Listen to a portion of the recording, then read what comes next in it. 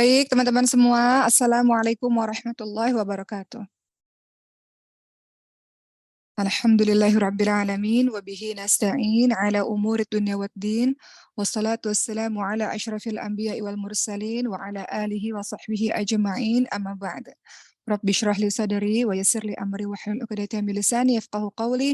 Amin amin ya rabbal alamin. Alhamdulillah, semoga semuanya dalam keadaan sehat. Beberapa hari lagi, insya Allah kita akan memasuki bulan Dzulhijjah ya, teman-teman semua. Dan pekan lalu kita sudah membahas mengenai ibadah-ibadah apa saja yang kita bisa lakukan di bulan Dzulhijjah.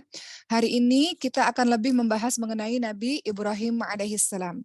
Semua mungkin sudah tahu kisah tentang Nabi Ibrahim alaihissalam. Hanya saja kita lihat beberapa sifat mulia beliau yang bisa kita contoh dalam kehidupan sehari-hari. Singkat saja cerita tentang Nabi Ibrahim yang sudah teman-teman tahu. Nabi Ibrahim alaihissalam itu beliau berasal dari Babilonia, dari Irak, berdakwah di sana. Dan kemudian ketika beliau dilahirkan, pada saat itu ada seorang raja bernama Raja Namrud yang memerintahkan agar seluruh anak laki-laki di tahun itu dibunuh karena Raja Namrud takut anak laki-laki itu akan menggantikan posisinya. Oleh karena itu ibundanya Nabi Ibrahim alaihissalam pada saat itu membawa Nabi Ibrahim alaihissalam ke dalam gua. Sampai di usia-usia tertentu barulah Nabi Ibrahim alaihissalam keluar dari gua dan mulai mempertanyakan siapakah Tuhan yang sesungguhnya. Apakah Tuhannya matahari? Kalau matahari, namun malam tidak ada. Tuhannya bulan, kalau siang hari, bulannya tidak ada. Bintang juga tidak ada. Sampailah akhirnya Nabi Ibrahim alaihissalam menemukan Tuhannya adalah Allah Subhanahu wa taala. Kemudian beliau menyaksikan bahwa di zaman itu banyak sekali orang-orang yang menyembah berhala. Kemudian kisah ini dilanjutkan dengan kisah yang sangat terkenal bahwa Nabi Ibrahim menghancurkan seluruh berhala-berhala dan kemudian meletakkan kapak yang paling besar di berhala yang paling besar. Sehingga ketika orang-orang tanya siapa yang menghancurkan semua Tuhan-Tuhan kita, Nabi Ibrahim alaihissalam menjawab bahwa patung yang besar itu yang menghancurkan. Kemudian singkatnya mereka mengatakan tidak mungkin, patung ini tidak bisa berbuat apa-apa, tidak mungkin melakukannya. Maka Nabi Ibrahim alaihissalam menjawab, kalau kau sudah tahu berhala ini, patung ini tak bisa berbuat apa-apa, kenapa kamu menjadikannya sebagai Tuhan? Tentu saja hal ini membuat Raja Namrud marah, sehingga membuat Raja Namrud ingin menghukum Nabi Ibrahim alaihissalam. Pada saat itu dibuatlah api yang sangat besar di depan seluruh masyarakat, seluruh manusia, untuk menyaksikan tentang hukuman bagi Nabi Ibrahim alaihissalam. Nabi Ibrahim alaihissalam dilemparkan ke dalam api, dan pada akhirnya dengan pertolongan Allah api itu menjadi dingin. Kemudian Nabi Ibrahim alaihissalam dan istrinya Siti Sarah menuju ke Mesir. Di Mesir pula lah sang raja Mesir sangat suka kepada Siti Sarah sehingga ingin mengganggu Siti Sarah. Namun setiap kali ingin memegang atau menyentuh Siti Sarah, tangannya sang raja Mesir ini kaku, tidak bisa bergerak.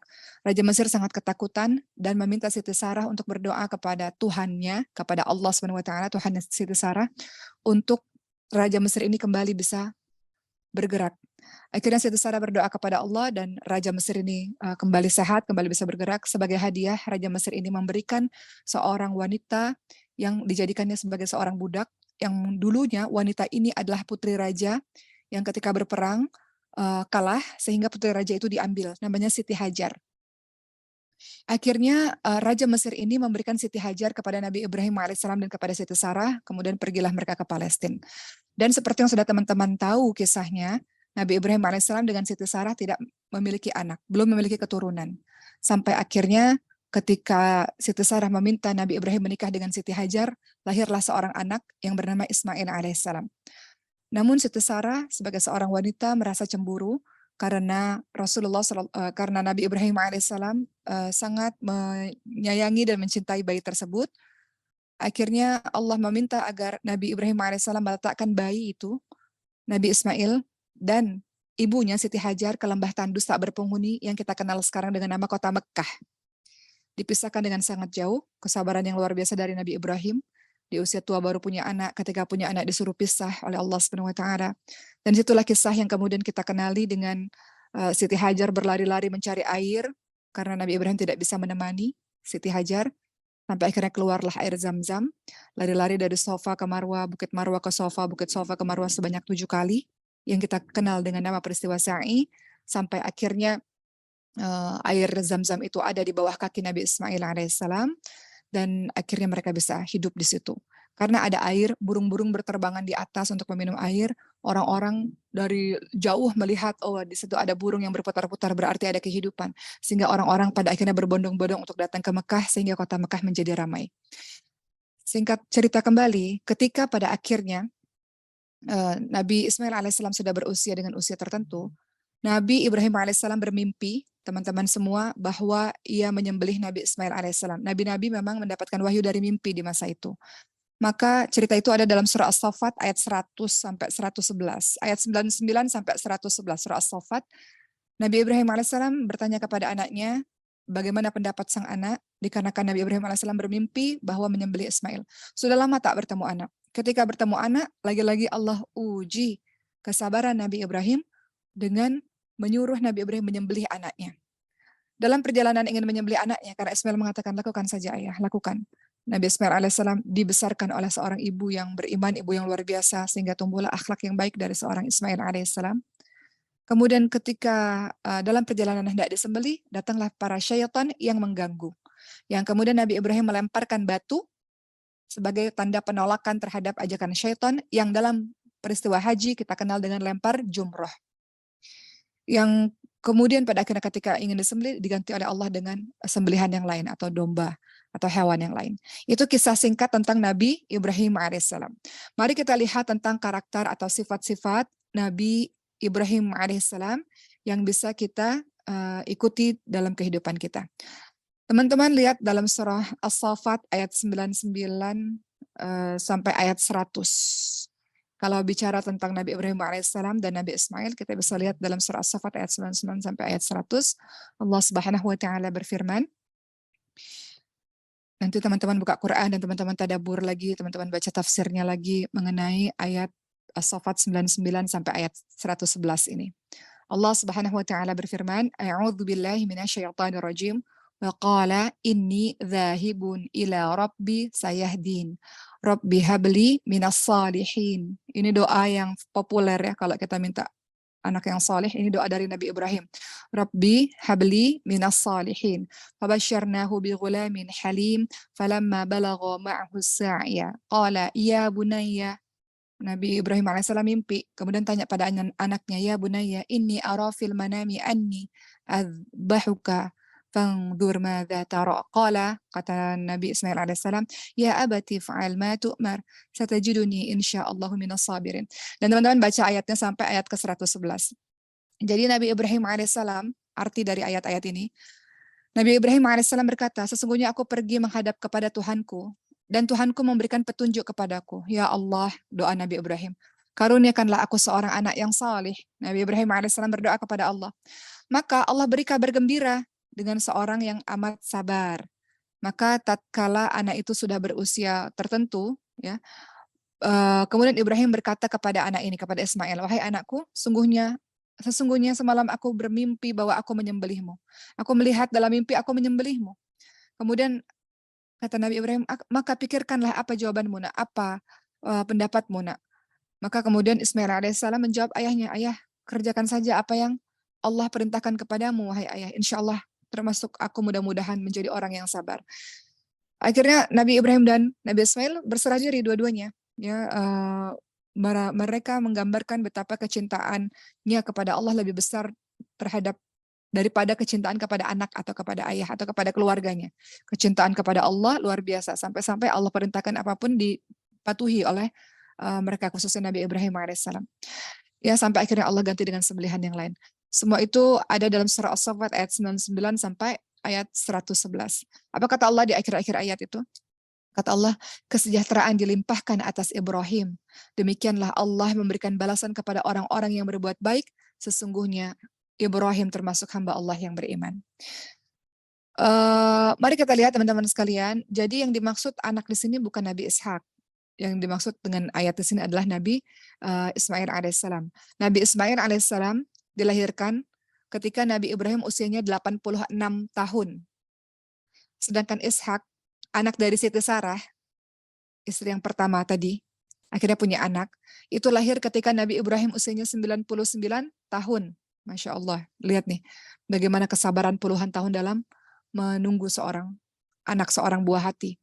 Dalam kehidupan kita teman-teman semua, Uma sering safari dakwah kemana-mana, dan kemarin Uma ketemu teman dengan cucuran air mata, mereka mengatakan saya sudah 4 tahun menikah, belum dikaruniai anak, 5 tahun menikah, belum dikaruniai anak, 10 tahun, 20 tahun. Nabi Ibrahim alaihissalam, bayangkan, di usia 86 tahun baru dapat Ismail alaihissalam. Di usia 99 tahun baru dapat Ishak alaihissalam. Jadi ujian orang-orang beriman salah satunya termasuk para nabi kita adalah belum dikaruniai buah hati. Nabi Zakaria alaihissalam kan juga begitu. Ya, sampai berdoa di surah Al-Anbiya 89, Rabbi la tadharni fardan wa anta khairul warithin. Doa sama Allah agar tidak dibiarkan hidup seorang diri, agar diberikan keturunan. Jadi kalau ada teman-teman di sini yang sedang mendengar, kalau Allah uji dalam rumah tangganya belum diberikan keturunan, ternyata nabi-nabi kita orang-orang soleh banyak yang belum diberikan keturunan, namun dengan buah kesabaran mereka Allah berikan keturunan di waktu yang tepat. Kita lihat ya teman-teman sekalian, Nabi Ibrahim dan Nabi Ismail alaihissalam adalah orang-orang yang sabar atas kehendak Allah. Kesabaran Nabi Ibrahim ditunjukkan dengan punya anak yang begitu lama, itu sabar itu. Kemudian ketika punya anak disuruh berpisah, kan sabar itu, harus sabar. Ketika sudah ketemu anak lagi disuruh sembelih. Allah mengujinya berkali-kali untuk memastikan bahwa Nabi Ibrahim patut digelar Khalilullah. Nabi Ibrahim itu punya gelar Khalilullah. Apa itu Khalilullah? Kekasihnya Allah. Karena kesabarannya yang luar biasa. Nabi Ibrahim dan Nabi Ismail berserah dirinya luar biasa kepada Allah Subhanahu wa taala. Apapun yang menjadi perintah Allah maka mereka lakukan, ya, Masya Allah. Walaupun sebagai manusia biasa, seorang ayah, Nabi Ibrahim ketika hendak menyembelih Ismail alaihissalam ada rasa takut, ada rasa gelisah, ada rasa cemas. Namun dengan keyakinannya kepada Allah Subhanahu Wa Taala, beliau lakukan itu. Makanya dianjurkan kita untuk teman-teman beribadah kurban sebagai wujud pengorbanan kita, ya, sebagai wujud kita ingin agar kurban yang kita lakukan ini mendekatkan diri kita kepada Allah Subhanahu wa taala. Kemarin kita sudah bahas minggu lalu, ya, kurban itu bukan perkara dagingnya, bukan perkara darah yang disembelih, bukan perkara kita menunjukkan ketakwaan, keyakinan kepada Allah Subhanahu wa taala dengan mengorbankan sebagian harta kita dengan memberikan yang terbaik kepada Allah Subhanahu wa taala. Begitu ya teman-teman semua. Jadi dari kisah tadi singkat yang Uma sampaikan, kita lihat bahwa kecintaan kepada Allah itu seharusnya, semestinya dikedepankan daripada kecintaan kepada makhluknya Allah. Kita ini teman-teman sekalian kalau sudah mencintai seseorang, ya, mencintai ayah, ibu, anak, ada juga yang mencintai kekasih gitu, ya, atau mencintai siapapun. Kita mencintainya sepenuh hati sampai-sampai kita lupa dengan yang menciptakan dia.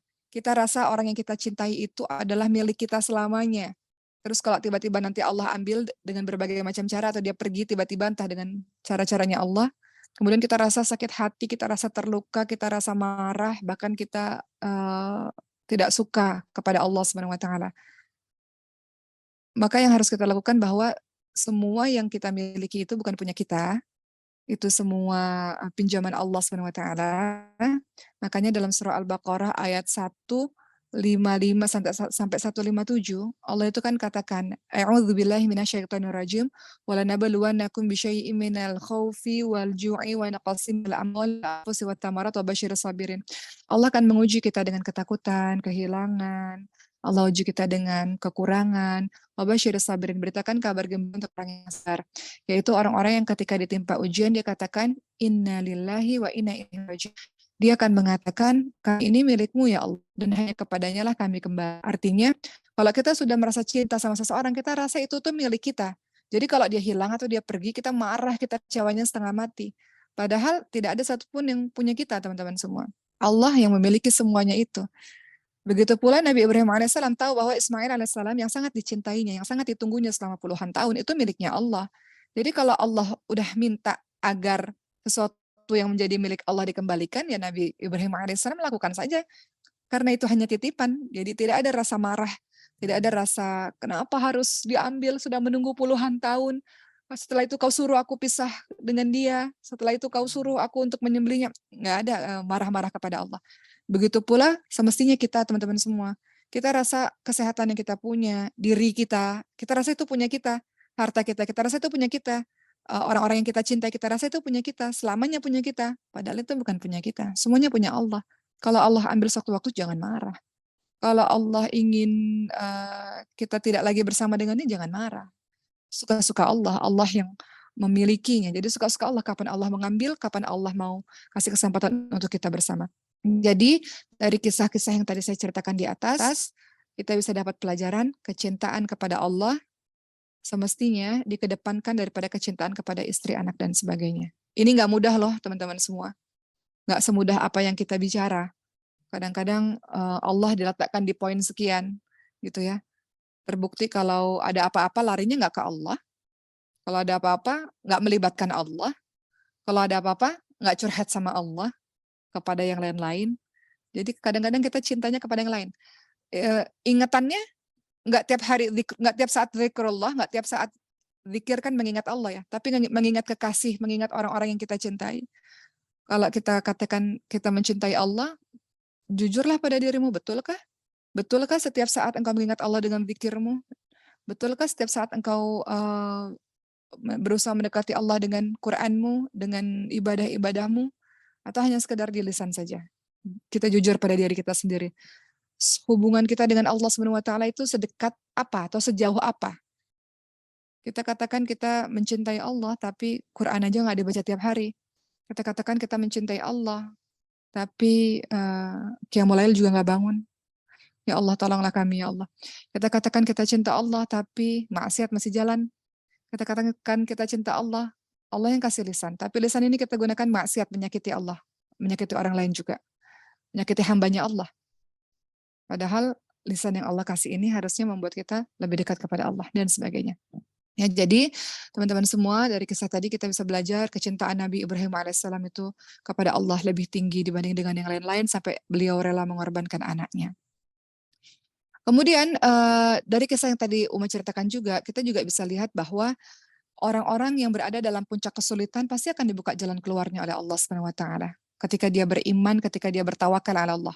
Ingat ketika Nabi Ibrahim alaihissalam dilemparkan ke dalam api, semua orang menyangka beliau akan terbakar, tapi orang yang dalam puncak kesulitan, tiba-tiba Allah buka jalan keluar, Allah selamatkan. Kadang-kadang kita punya masalah, menurut sebagian manusia nggak akan mungkin ini bisa dipecahkan masalah ini. Tapi Allah maha berkehendak, tidak ada yang tidak mungkin. Mudah bagi Allah untuk menyelesaikan satu keadaan. Anak Umar Sulaiman kan sakit, punya kelainan langka. Dokter mengatakan sesuatu yang menyedihkan hati. Namun tidak ada yang tidak bisa kalau Allah telah berkehendak. Sulaiman sekarang umurnya 2,5 tahun, alhamdulillah dia bisa berjalan, dia merespon dengan baik. Sampai-sampai para dokter juga heran dan mengatakan pada Uma, ibu nyangka nggak sih, Boki nyangka nggak sih anaknya seperti ini saat ini gitu, punya progres yang luar biasa. Nggak ada yang nggak mungkin bagi Allah Subhanahu Wa Taala. Orang-orang yang dalam puncak kesulitan akan dibuka jalan keluarnya oleh Allah Subhanahu Wa Taala. Teman-teman lihat dalam surah At-Talaq ayat 2-3. Apa kata Allah dalam surah At-Talaq ayat 2-3? A'udzu billahi minasyaitonir rajim. Wa may yattaqillaha yaj'al lahu makhraja wa yarzuquhu min haitsu la yahtasib. Wa may yatawakkal 'ala Allah fahuwa hasbuh, dan seterusnya. Barang siapa yang bertakwa kepada Allah, dia berusaha ya Allah dengan banyaknya dosa, ya Allah mau jadi orang baik, mau jadi orang yang lebih taat kepadamu, apa-apa yang kau perintahkan aku coba ya Allah untuk aku lakukan, yang kau benci ya Allah mudahkan aku untuk meninggalkan. Barang siapa yang bertakwa kepada Allah, niscaya Allah akan mengadakan atau memberikan baginya jalan keluar. Nabi Ibrahim alaihissalam orang yang bertakwa kepada Allah. Mudah bagi Allah untuk mendinginkan api yang panas. Nabi Ibrahim alaihissalam orang yang bertakwa pada Allah, mengikuti perintah Allah menyembelih anaknya. Mudah bagi Allah Subhanahu wa taala menggantikannya dengan yang lain. Jadi kata Allah, barang siapa yang bertakwa kepada Allah, niscaya Allah akan memberikan jalan keluar. Jadi jangan takut, teman-teman semua. Ketika kita punya masalah, nggak usah lari kemana-mana. Serahkan, pasrahkan, sandarkan, karena engkau bersandar pada diri sendiri tidak akan kuat kadang-kadang dengan ujian-ujian kehidupan ini. Bersandar kepada Allah, Allah yang akan cari jalan keluarnya. Dengan doa dan ikhtiarmu juga tentunya. Kemudian dalam surat Talaq 2, ayat 2 dan 3 tadi, Allah mengatakan, orang yang bertakwa tidak hanya Allah memberikan jalan keluar, tapi Allah akan berikan rezeki dari arah yang tidak disangka-sangka. Rezeki dari arah yang tidak disangka-sangka. Engkau bertakwa kepada Allah, engkau berbuat baik, engkau bantu orang lain, engkau sedekah banyak kepada orang lain. Rezeki Allah berikan dari arah yang tak disangka-sangka. Rezeki bukan hanya sekedar uang. Rezeki itu berupa kesehatan, keluarga yang baik, teman-teman yang baik, kesempatan mendapatkan ilmu itu rezeki. Dan Allah katakan, dan barang siapa yang bertawakal kepada Allah, niscaya Allah akan mencukupkan keperluannya. Berpasrah, bersandar, bergantung hanya kepada Allah, Allah akan cukupkan keperluannya. Begitu teman-teman semua. Jadi ada balasan yang besar bagi orang-orang yang berbuat ihsan, bagi orang-orang yang sabar, bagi orang-orang yang taat kepada Allah Subhanahu wa taala. Ada balasan besar. Allah memberikan taufik dan hidayah untuk kita semua insya Allah. Jadi jangan khawatir dengan itu. Tapi orang-orang yang tak percaya tak akan mendapatkan apa-apa. Orang-orang yang tak percaya dengan taufik pertolongan Allah yang nggak akan mendapatkan apa-apa juga. Namun orang-orang yang kesabaran luar biasa, ketaatan dan keimanan kepada Allah, engkau akan terkaget-kaget bagaimana Allah membantu dalam menyelesaikan semua permasalahanmu. Kisah Perang Badar ya, agak cerita sedikit melenceng. Kisah Perang Badar tahun 2 Hijriyah, dikatakan umat Islam itu jumlahnya 313 atau 314 orang, melawan orang kafir Quraisy 1000. Sampai-sampai Rasul itu mengangkat tangannya berdoa sepanjang malam supaya Allah berikan pertolongan. Karena umat Islam tidak kuat pada masa itu. Dalam artian belum ada persenjataan yang lengkap, jumlah sedikit. Namun tugas kita doa dan ikhtiar maksimal. Adapun dalam pelaksanaannya nanti, tiba-tiba Allah berikan bantuan yang luar biasa. Dalam Perang Badar Allah kirimkan ribuan para malaikat. Sehingga Perang Badar dimenangi oleh orang Islam. Kalau menurut pandangan manusia nggak mungkin umat Islam menang. Jumlahnya cuma 313 atau 314 saja. Tapi tidak ada yang tidak mungkin bagi Allah Subhanahu wa taala. Banyak malaikat-malaikat yang Allah turunkan untuk membantu kita, membantu orang-orang Islam di Perang Badar pada saat itu. Gitu ya. Jadi tenang saja. Kalau udah ada Allah, Allah di hati, Allah di pikiran, Allah di lisan, nggak ada takut dalam kehidupan ini. Nggak ada khawatir terusan dalam kehidupan ini. Karena kita tahu Allah tidak akan pernah meninggalkan kita, Allah membersamai kita, dan Allah akan mengadakan jalan keluar bagi kita kalau kita orang-orang yang bertakwa. Begitu ya. Kemudian teman-teman lihat kisah Nabi Ibrahim alaihissalam ini juga itu ada tidak hanya terletak dalam surah As-Saffat ayat 99 sampai ayat 111, tapi juga Al-Mumtahanah ayat 4. Al-Mumtahanah ayat 4 itu juga ada dengan ayat yang cukup panjang ya, bahwa Allah Subhanahu wa taala berfirman, sesungguhnya ada suri tauladan yang baik bagimu pada Ibrahim dan orang-orang yang bersama dengan dia. Ketika mereka berkata kepada kaum mereka, sesungguhnya kami berlepas diri daripada kamu, daripada apa yang kamu sembah selain Allah, kami ingkari kekafiranmu yang telah nyata antara kami dan kamu, permusuhan dan kebencian buat selama-lamanya sampai kamu beriman kepada Allah saja. Kecuali perkataan Ibrahim kepada bapaknya, sesungguhnya aku akan memohonkan ampun kepada kamu.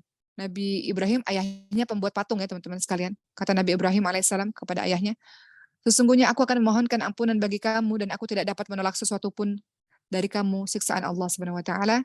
Kemudian Nabi Ibrahim berdoa, ya Tuhan kami, hanya kepada Engkau lah kami bertawakal dan hanya kepada Engkau lah kami bertaubat dan hanya kepadamu lah kami kembali.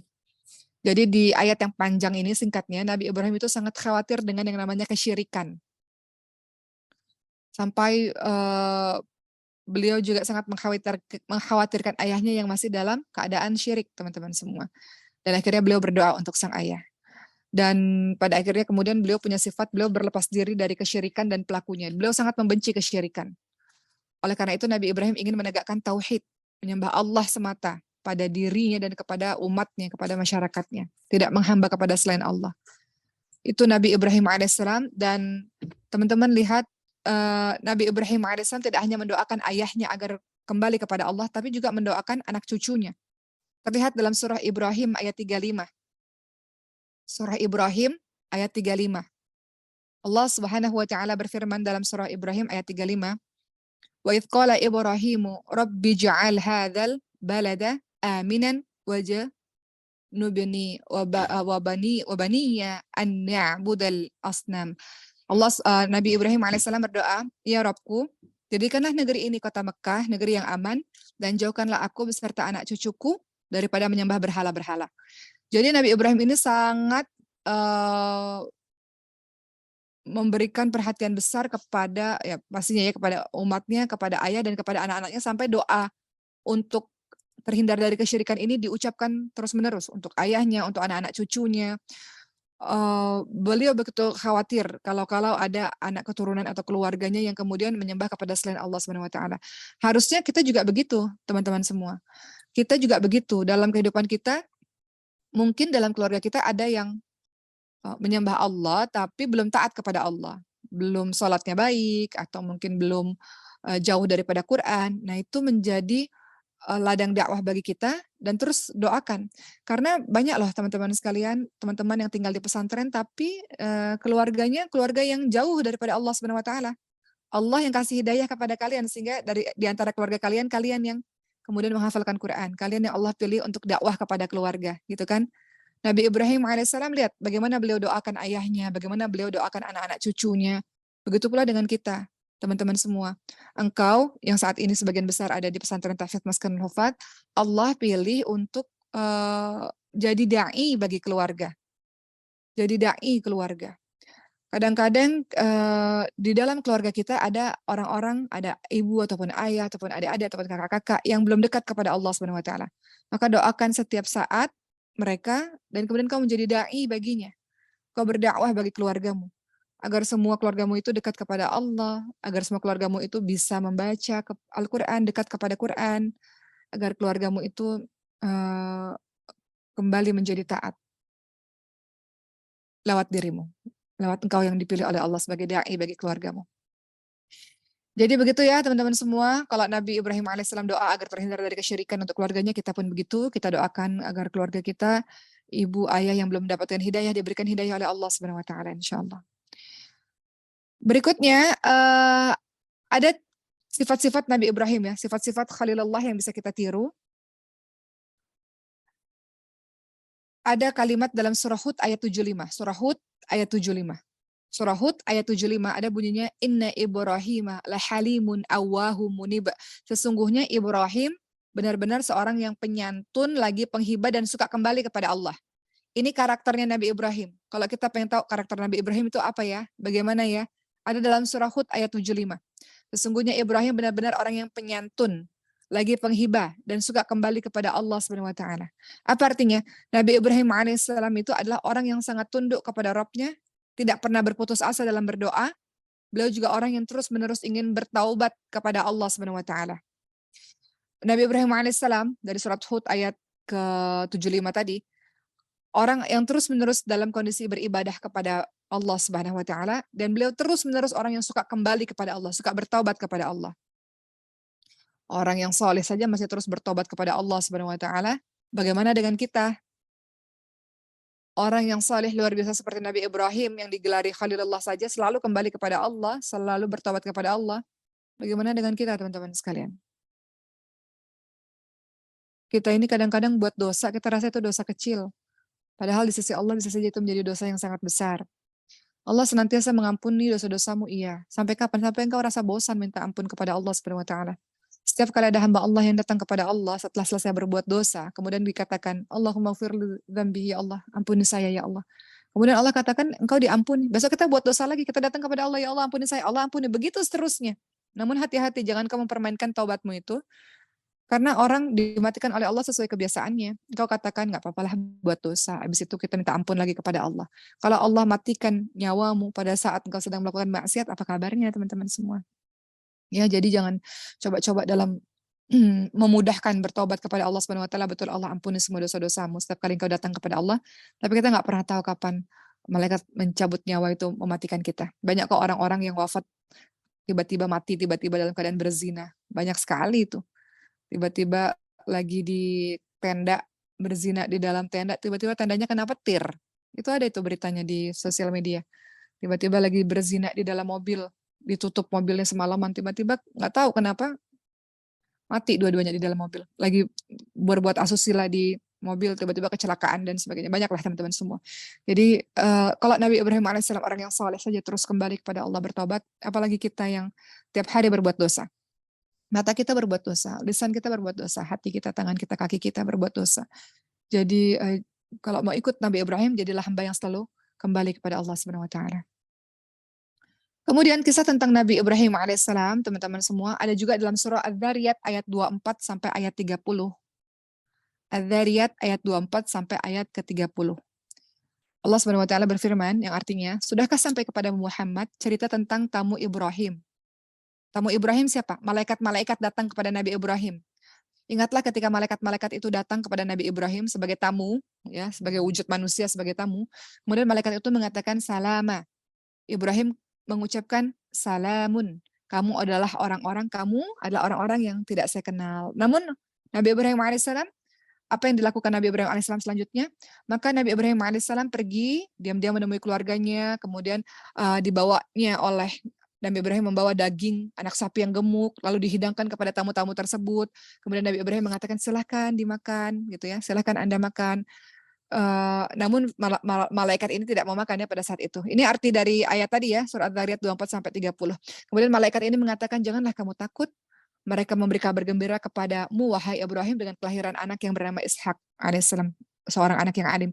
Surat Dzariyat ayat 24-30. Ini kalau kita teliti teman-teman semua, ada sifat-sifat Nabi Ibrahim lainnya. Apa itu? Pertama, Nabi Ibrahim alaihissalam itu menjawab salam dengan lebih baik kepada para malaikat-malaikat. Nanti kita akan jelaskan. Kedua, Nabi Ibrahim alaihissalam sangat memuliakan tamu. Tamu yang datang diberi makanan yang enak luar biasa. Ketiga, bicara sangat lemah lembut kepada tamu. Mari kita lihat, ini karakter Nabi Ibrahim alaihissalam.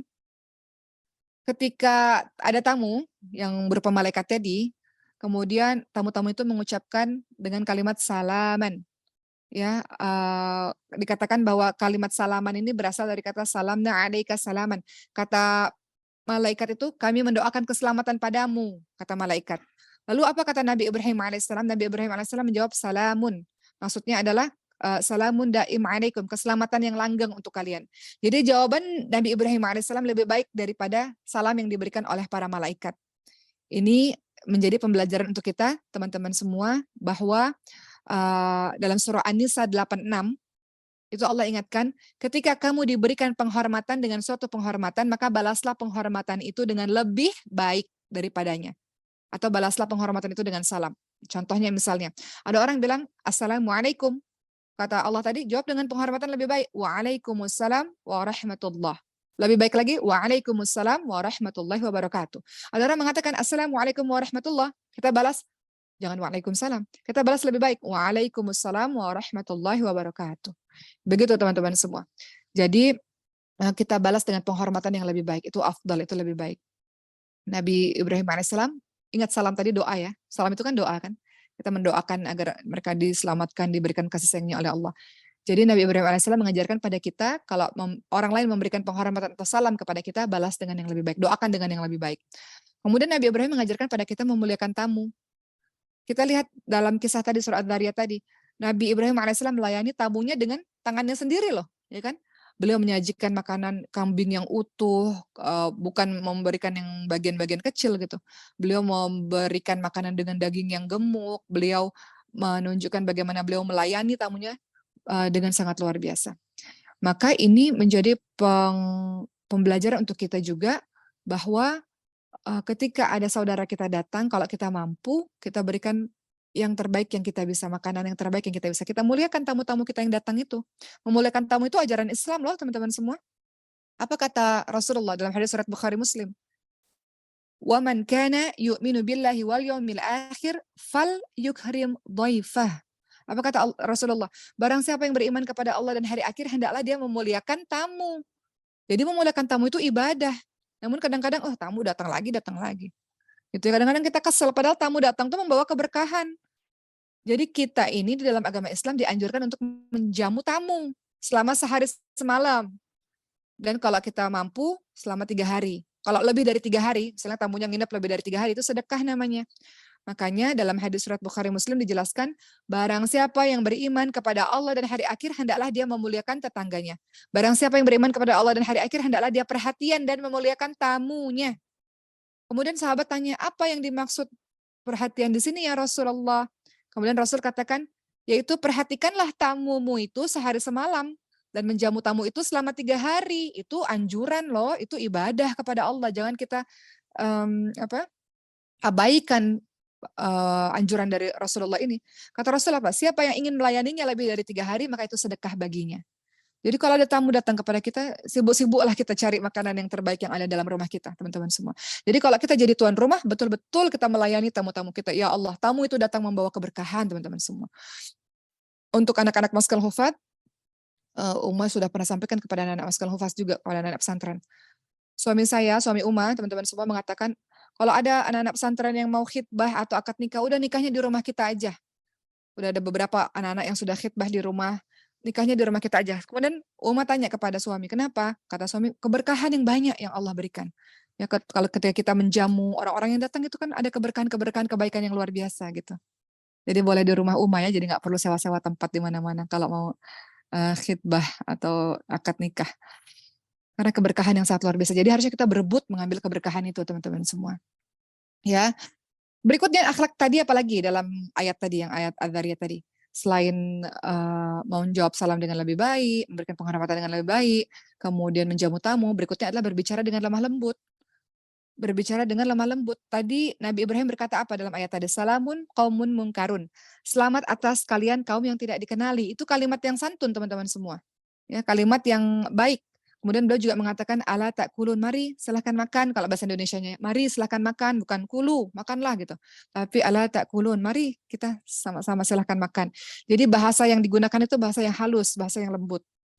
Ini menjadi nasihat buat diri kita untuk ketika berbicara yang baik, teman-teman semua, berbicara yang lembut kepada orang-orang.